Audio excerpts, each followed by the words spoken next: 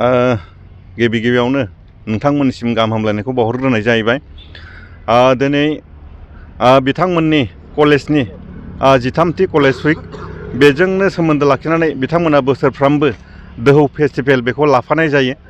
दा बेखौ लाफानायनि गोबां जाहोन थानो हागौ। मानो होननानै बुङोब्ला दिनै साफ्रोमबो फरायसाया खालि फरायनाय बिथिंजोंल' सासे फरायसाया सांग्रां जानो हाया। दिनैनि दिनाव फरायनायजों लोगोसे खेला गेलेनाय, थुनलाइयारि बायदि बिथिङाव दिनै साफ्रोमबो फरायसुलिया सांग्रां जानो गोनांथि दंसै। मानो होननानै बुङोब्ला बेयो गंसे आर्ट कलेज।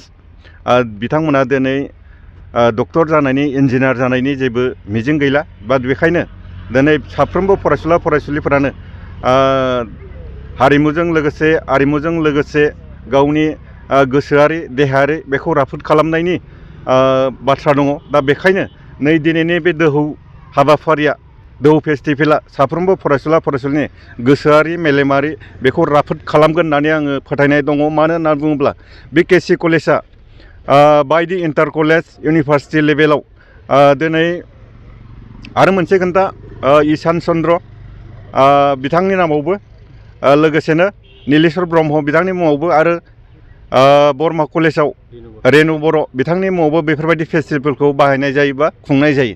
बेफोर फेस्टिभेलफोराव आं नुदों जोंनि कलेजनिफ्राय बा नैबे केसि कलेजनिफ्राय बायदि बिथिङाव, बायदि हाबाफारियाव बादायलायनानै गोबां बान्था मोनबानाय नुनो मोनदों। दा बेखायनो आं मिथिनायाव बेफोरबायदि हाबाफारिखौ नैबे केसि कलेजआनो लाग्रोदों होननानै मिथिदों। दा बेखायनो आं नैबे केसि कलेजनि बिथां प्रिन्सिपाल, लोगोसेनो बिथांनि स्टाफफोर बिथांमोनखौ आं हामबाय होननानै बुंगोन। मानो होनना बुङोब्ला बिथांमोना दिनै फरायसुलिफोरनि गोसोआरि, मेलेमारि सांग्रां खालामनायाव गोबां मदद खालामदों।